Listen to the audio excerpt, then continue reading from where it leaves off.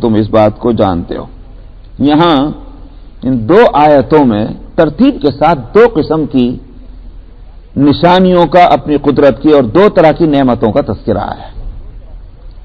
ایک نشانی تو اللہ کی ہماری ذات سے متعلق اور ایک نشانی اللہ کی ہمارے گرد و پیش سے متعلق، ہمارے ماحول۔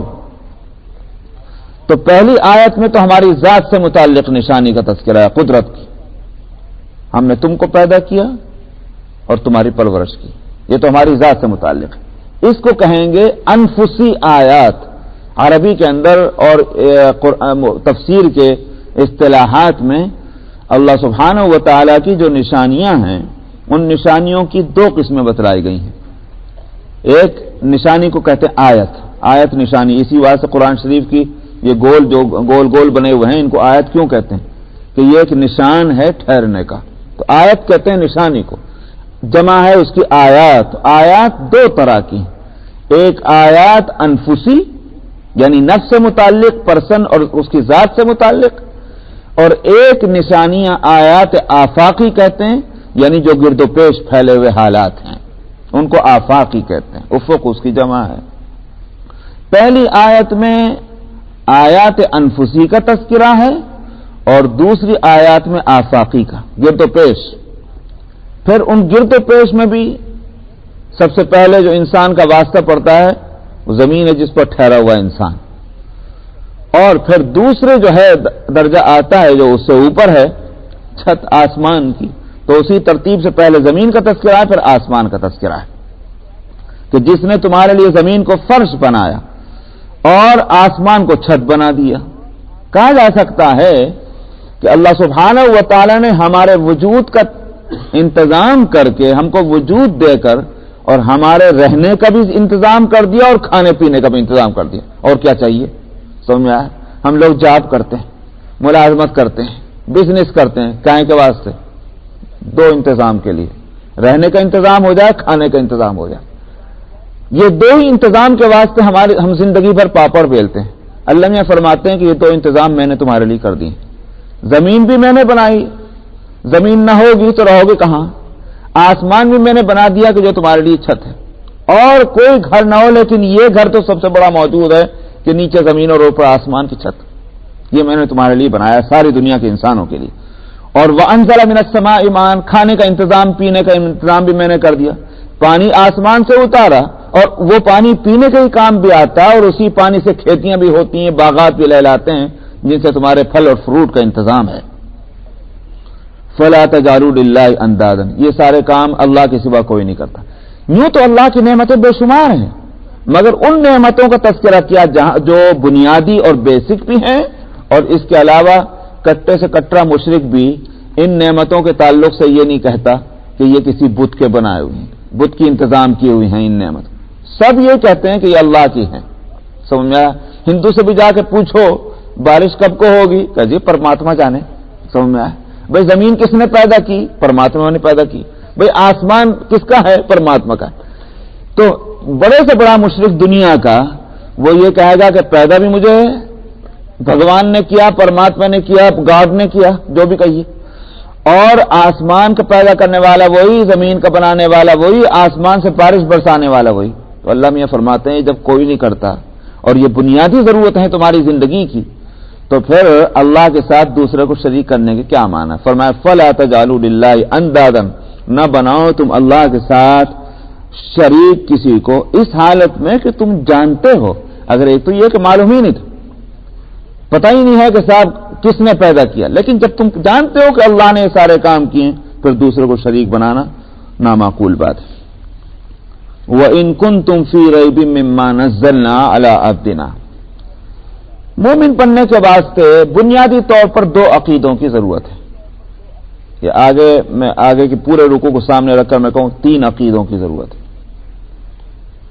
3 میں سے ایک عقیدہ بھی اگر نہ ہو مومن نہیں ہو سکتا۔ 3 عقیدے کیا ہیں؟ ایک ہے اللہ کی وحدانیت کا عقیدہ، اور اس طرح ہونا چاہیے کہ اس میں ذرہ برابر شرک نہ ہو، ایک عقیدہ تو یہ۔ دوسرا عقیدہ ہے رسول کی رسالت کو ماننے کا۔ اللہ کی وحدانیت کو مانے مگر رسول کی رسالت کو نہ مانے، مومن نہیں۔ تیسرا عقیدہ ہے آخرت کا، یعنی مر کر دوبارہ زندہ ہونا۔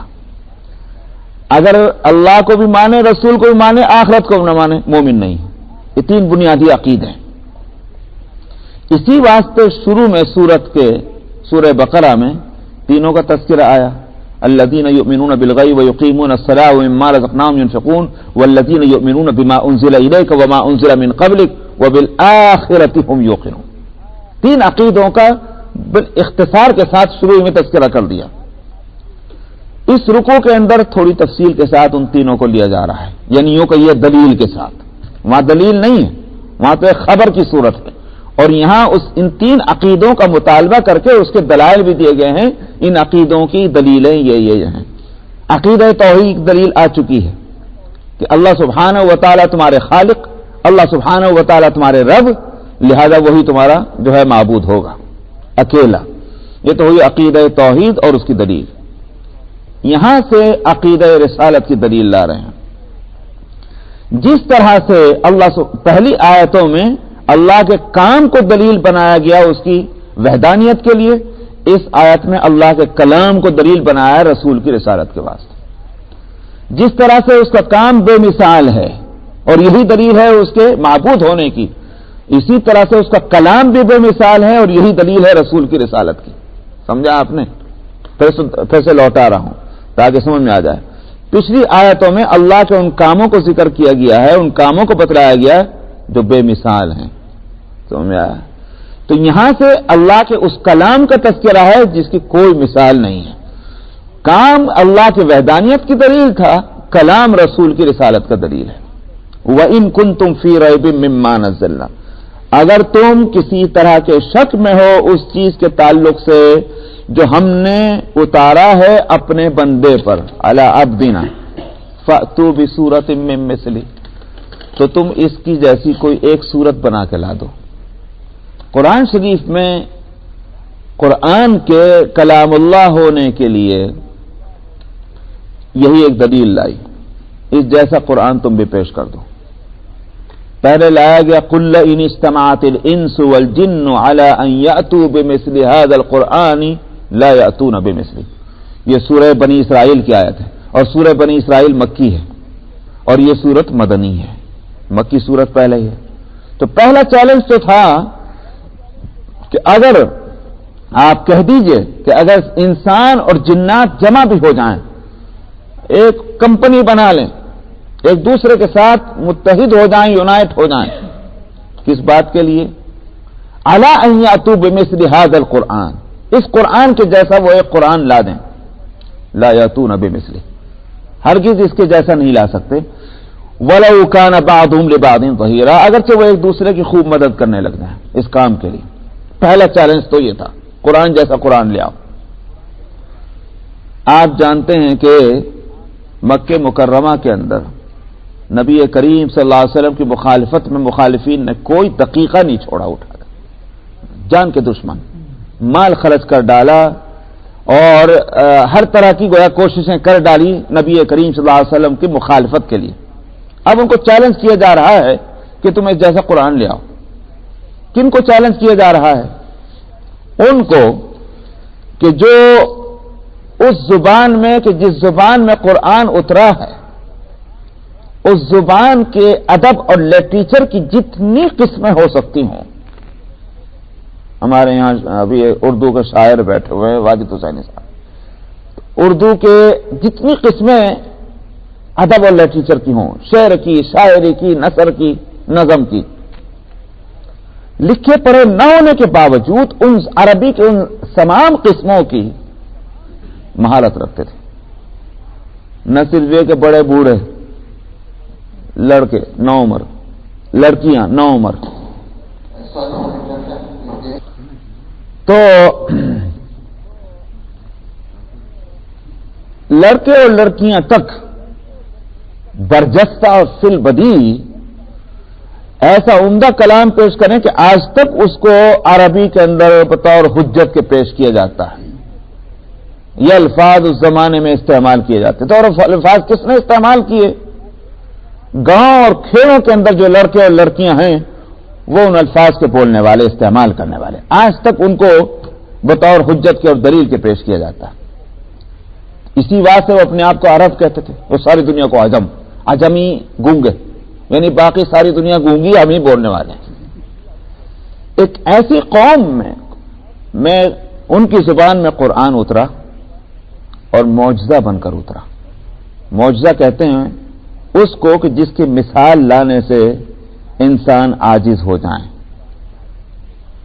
اور نبی کو معجزہ دیا ہی جاتا ہے اس کی نبوت کے دلیل کے طور پر کہ جب جو چیز وہ پیش کر رہا ہے اس کی جیسی چیز نہ لائی جا سکے تو معلوم ہوا کہ یہ عام انسانوں کی طرح کا ایک انسان نہیں، بلکہ یہ اللہ کا منتخب بندہ ہے۔ اس کے پاس جو کمال ہے وہ اس کی اپنی محنت سے نہیں حاصل ہوا، اگر محنت سے حاصل ہوتا تو ہم بھی محنت کر کے حاصل کر سکتے تھے۔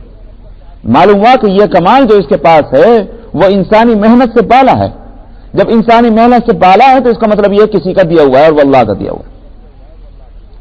اسی لیے انبیاء علیہ الصلوۃ والسلام کو جو معجزات دیے گئے ہیں وہ جس دور میں بھی جو معجزہ دیا گیا وہ ایسا معجزہ ہے کہ اس فیلڈ کے اندر اس زمانے میں لوگ باکمال ہوئے ہیں۔ موسیٰ علیہ الصلوۃ والسلام کا زمانہ ہے، جادوگروں کی کثرت، ایک سے ایک بڑھ کے جادوگر۔ موسیٰ علیہ الصلوۃ والسلام نے جب اپنا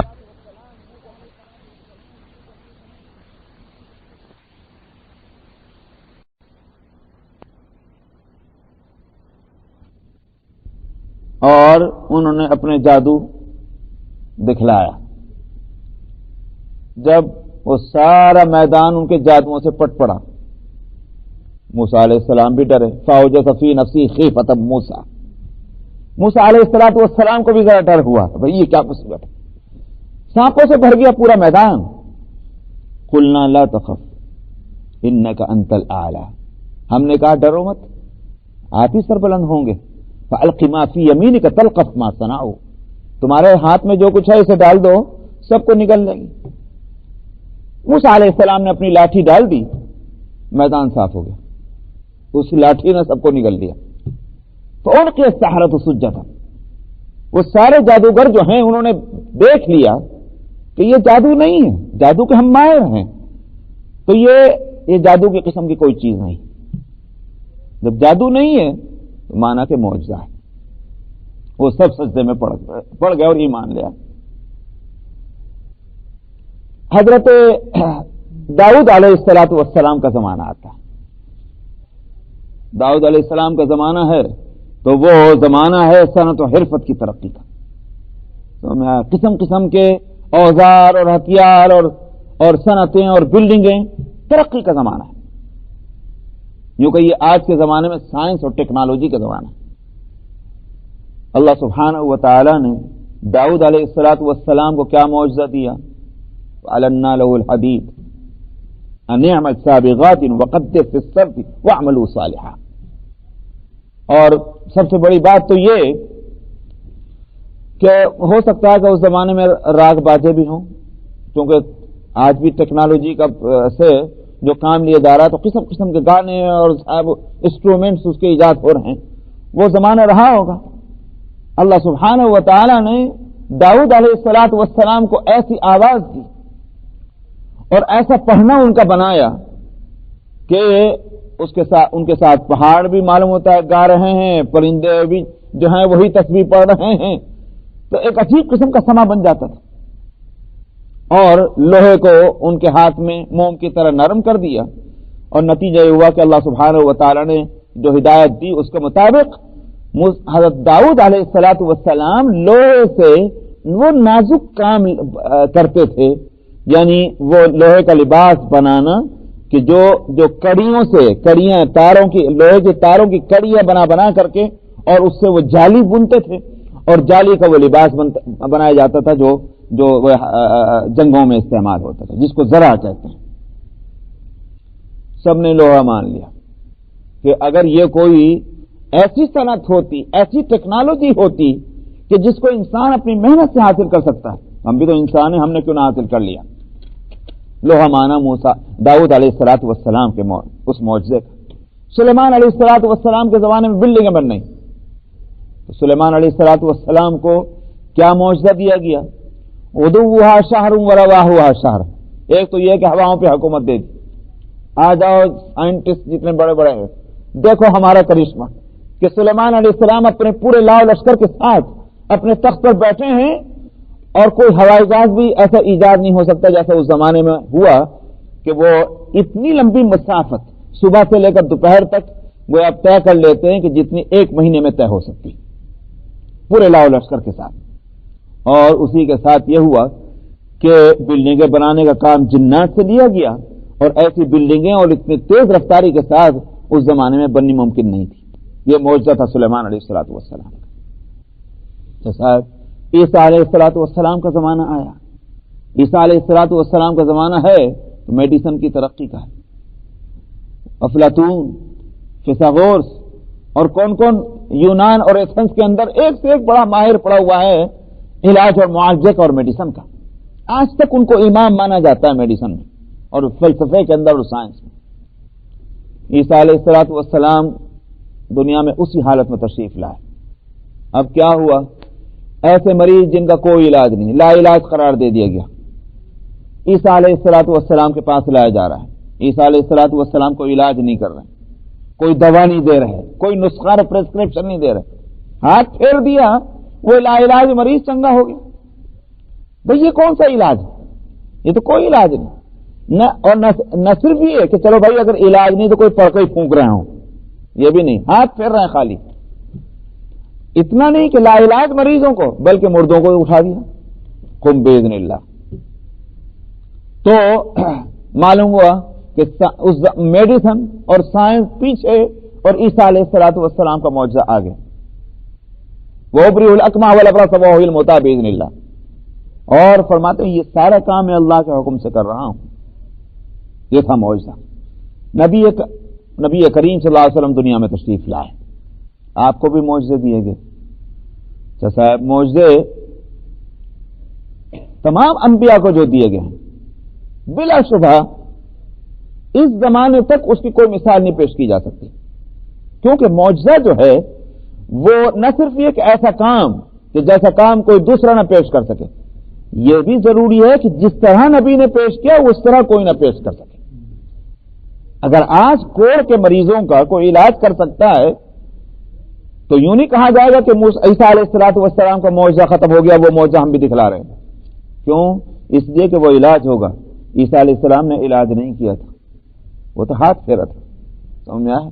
तो अगर आज कोई दवा भी ईजाद हो जाए उन मरजों की कि जिन मरजों को शिफा ईसा अलैहिस्सलाम के जरिए से हुई, तब भी वो मौजज़ा ही रहेगा। इसलिए कि मौजज़ा के लिए मैंने कहा कि वो काम करना कि जो काम कोई दूसरा ना कर सके, और इस तरह करना जिस तरह कोई दूसरा ना कर सके। ये दो बातें जरूरी हैं। तो दो तरह के मैंने कहा तमाम अंबिया को मौजज़े दिए गए हैं, अमली मौजज़े थे। चाहे वो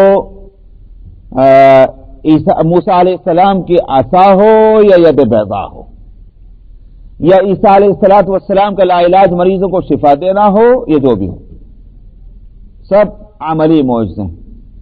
आज वो मौजज़े कहां हैं? नहीं है।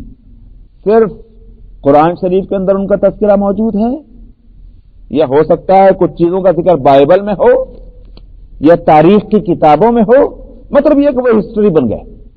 लेकिन आज वो मौजज़े हमारी आंखों के सामने नहीं। हमें नहीं मालूम कि मूसा अलैहिस्सलाम का मौजज़ा कैसा था। कुरान ने बतला दिया, हम ईमान लाते हैं, लेकिन हम देखने के लिए कहीं जाएं कि मूसा अलैहिस्सलाम का मौजज़ा जरा हम भी देखें, हम नहीं देख सकते। ईसा अलैहिस्सलाम का मौजज़ा देखें, हम नहीं देख सकते। एक तारीख बन चुकी है, बस इससे ज्यादा और कुछ नहीं। तो अमली मौजज़े थे और खत्म हो गया। नबी करीम सल्लल्लाहु अलैहि वसल्लम दुनिया में तशरीफ लाए तो आपके बाद तो कोई नबी आने वाला था नहीं। क़यामत और क़यामत के बाद तक के लिए आपकी नबूवत है, और मौजज़ा होता है नबूवत की दलील। अगर नबी करीम सल्लल्लाहु अलैहि वसल्लम को भी ऐसा ही मौजज़ा दिया जाता जिस तरह के मूसा अलैहिस्सलाम को, ईसा अलैहिस्सलाम को और दूसरे अंबिया को दिए गए कि जो उनके साथ खत्म हो गए, तो आज हमारे पास وہ دلیل کیسے ہوتی کہ ہم جس دلیل کی بنیاد پر حضرت محمد صلی اللہ علیہ وسلم کی نبوت کو ہم تسلیم کرتے یا دوسروں کے سامنے پیش کرتے؟ کیوں؟ اس واسطے کہ میں نے کہا معجزہ دلیل ہوتا ہے نبوت کا، تو ہمارے پاس کیا دلیل ہے؟ اللہ سبحانہ و تعالی نے حضرت محمد صلی اللہ علیہ وسلم کو 2 طرح کے معجزے دیے. ایک معجزہ تو علمی، اور وہ کئی تھے. ہاتھ میں کنکریاں لیں، تسبیح پڑھ رہے، پانی کے اندر ہاتھ ڈالا، دریا کا کام لے لیا. سمجھ میں آیا؟ کھانا تھوڑا سا ایک ہانڈی کے اندر ہے اور اتنے لوگوں نے کھا لیا کہ ایک دیگ جو ہے وہ اس کے لیے تیار ہونی چاہیے، تو کھانا چونکہ تو موجود ہے. پہاڑوں کی طرف سے سلام، درختوں کی طرف سے سلام کی آواز سنی گئی. شق القمر کا معجزہ، اسی طرح سے معراج. ان میں سے ایک معجزے کو دیکھا جائے تو پچھلے انبیاء علیہ الصلوۃ والسلام میں اس کی کوئی مثال بھی نہیں ملتی، مگر پھر بھی یہ معجزے عملی ہیں. آج ہم ان معجزوں کو دیکھنے کے لیے جائیں، نظر نہیں آئیں گے. تو نبی کریم صلی اللہ علیہ وسلم کو دوسرا ایک معجزہ دیا گیا کہ اس صنف کا، اس قسم کا کوئی معجزہ کسی نبی کو نہیں ملا، اور وہ معجزہ تھا علمی. کیونکہ عمل ناپائیدار ہے اور علم پائیدار ہے. عمل ختم ہو جاتا ہے، علم ختم نہیں ہوا کرتا. سمجھ میں آیا؟ عمل اچھا ہو یا برا ہو، وہ ناپائیدار ہوتا ہے. مثلا ہماری نمازیں ہیں، ہمارے روزے ہیں، یہ عمل ہے. جب تک ہم ہیں ہماری نماز بھی ہے، ہمارا روزہ بھی ہے. لیکن علم جو ہے ہمارا، وہ ہمارے ساتھ رخصت نہیں ہوگا. علم والے کا علم پائیدار رہتا ہے. امام ابو حنیفہ کا عمل ان کے ساتھ گئے، امام بخاری کا عمل ان کے ساتھ گئے، امام مسلم کا عمل ان کے ساتھ گئے. غزالی اور رازی جو بھی ہوں، بڑے سے بڑا آدمی نکال لائیے، شیخ عبد القادر جیلانی، عمل ان کے ساتھ گئے، مگر علم باقی ہے. علم نہیں چلا گیا ان کے ساتھ. تو اسی کیونکہ وہ جسم سے متعلق ہے، جسم گیا تو عمل بھی گیا. علم پائیدار ہوتا. اللہ سبحانہ و تعالی نے نبی کریم صلی اللہ علیہ وسلم کو یہ علمی معجزہ دیا ہے، اور معجزہ کہتے ہی اس کو ہیں کہ جس کی کوئی مثال نہ پیش کر سکے. تو کہا کہ قل ان اجتمعت الانس والجن على ان ياتوا بمثل هذا القرآن لا ياتون بمثله. پہلا چیلنج تو یہ ہے. اور میں نے بتایا ابھی کہ وہ زبان کے ماہر ہیں. نبی کریم صلی اللہ علیہ وسلم ٹھیک انہی کی طرح سے ہیں جس طرح مکے کے لوگ امی ہیں. نہ وہاں کوئی انسٹیٹیوٹ ہے، نہ وہاں کوئی اسکول ہے، نہ وہاں کوئی کالج ہے، نہ وہاں وہ مدرسہ ہے. چاروں طرف پہاڑ، ریت کے تودے، اور اسی کے اندر وہ بستی. نہ درخت، نہ کوئی پھول پتیاں، کچھ نہیں. اجاڑ جگہ میں وہ لوگ بستے ہیں. انہی کے اندر حضرت محمد صلی اللہ علیہ وسلم پیدا ہوتے ہیں. اچھا صاحب، جب بچہ کچھ سیکھتا ہے، بولنا سیکھتا ہے، کھانا سیکھتا ہے، پینا سیکھتا ہے، وہ عمر آپ کی کہاں گزری؟ مکے سے باہر بالکل بیابان میں ایک غریب کے گھر میں، جن کے یہاں کھانے کے لالے پڑے ہوئے ہیں. وہ کیا جانے کس کو کہتے ہیں تہذیب اور تمدن، اور کس کو کہتے ہیں کلچر اور ثقافت. 6-7 سال آپ کے وہاں گزرے. کون سکھا سکتا تھا آپ کو؟ کوئی آپ کا معلم دنیا کے اندر نہیں. تو صاحب اس کے اندر ہو سکتا ہے کہ بھئی چلیے وہاں دودھ پلانے والوں نے اور تربیت دینے والوں نے نہیں سکھلایا، لیکن 7 سال کے بعد گھر کا ماحول ایسا ہو سکتا ہے، علمی ماحول، کہ ضرورت نہیں کسی مدرسے میں اور اسکول میں جانے کی، گھر ہی کے لوگ عالم ہیں. ابا جان تو پیدا ہونے سے پہلے ہی چلے گئے تھے. اما جان کا 8 سال کی عمر تھی کہ انتقال ہو گیا. دادا نے سر پہ ہاتھ رکھا، وہ بھی چل دیے. اب ایک لے دے کر بیچارے چچا رہ گئے. چچا کے اوپر اتنے بڑے خاندان کا اتنا بڑا بوجھ ہے کہ ان کو ہوش نہیں آ رہی ان کی پرورش کے اندر. ابو طالب کو، یعنی اس قدر پریشان حالی میں یہ خاندان مبتلا ہے کہ وہ محمد صلی اللہ علیہ وسلم کی تو کیا پرورش کریں. محمد صلی اللہ علیہ وسلم ہی کو علی ابن ابی طالب کو اپنی کفالت پہ لینا پڑا. چہ جان ان کا میں کفیل بن جاتا ہوں تاکہ آپ کا بوجھ کم ہو جائے. تو یہ تو صورت ہے. صاحب چلیے مکے میں کوئی درسگاہ نہیں، کہیں اور گئے ہوں گے؟ کہیں نہیں گئے، جوانی تک کہیں نہیں گئے، اور اگر گئے بھی ایک دو سفر ہوئے تو وہ چلے گئے، آ گئے، بزنس کے لیے گئے تھے واپس آ گئے، یہ نہیں کہ سال دو سال کہیں رہے ہوں۔ میاں ایسے سفر میں بھی کوئی ڈگری حاصل کر سکتا ہے جس طرح محمد صلی اللہ علیہ وسلم نے سفر کیا ہوگا؟ اس صورت میں بھی کہیں ٹیچنگ اور لرننگ ہو سکتی ہے؟ گئے اور آ گئے۔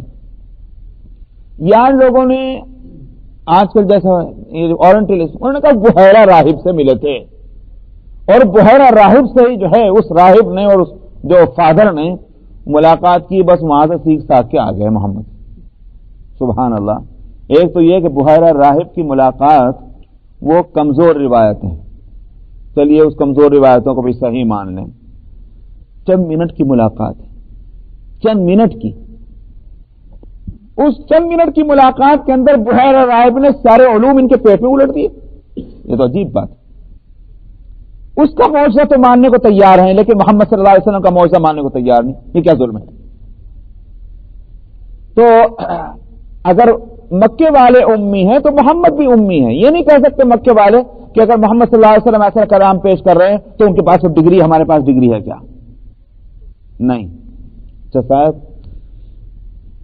پھر 40 سال کی عمر تک نبی کریم صلی اللہ علیہ وسلم وہی زبان بول رہے ہیں، اسی لیول کی زبان بول رہے ہیں جس لیول کی زبان مکے والے بولتے ہیں۔ اچانک 40 سال کی عمر میں ایک وہ کلام پیش کرتے ہیں کہ جو اس جیسا کلام خود محمد صلی اللہ علیہ وسلم نہیں پیش کرتے تھے۔ آج تک حدیث کو اور قرآن کو الگ الگ پہچانا جا سکتا ہے۔ جو بھی عربی تھوڑی بہت جانتا ہو اور جتنا ماہر ہوگا صفائی سے کہہ دے گا کہ بھئی یہ تو قرآن ہے اور یہ حدیث ہے، اس لیے نہیں کہ وہ حافظ ہے، بلکہ اس لیے کہ زبان کا انداز ہی مختلف ہے۔ جو نبی کا اپنا کلام ہے وہ دوسری طرح کا ہے، اور وہی نبی اپنے منہ سے وہ کلام جب پیش کرتا ہے کہ یہ اللہ کا ہے، وہ بالکل اس سے الگ ہے۔ اس لیے اس کو معجزہ کہا گیا۔ تو پہلے تو کہا گیا کہ سارا قرآن جیسے قرآن لے آؤ، دشمنوں کو تو چیلنج کیا گیا تھا، موقع دیا گیا تھا کہ تم یہ کہتے ہو کہ نبی نہیں تو لاؤ، سب کو سانپ سونگ گیا، کوئی نہیں ہلا۔ کچھ عرصے کے بعد پھر ایک چیلنج ہلکا کر کے دیا گیا، فَأْتُوا بِعَشْرِ سُوَرٍ مِثْلِهِ،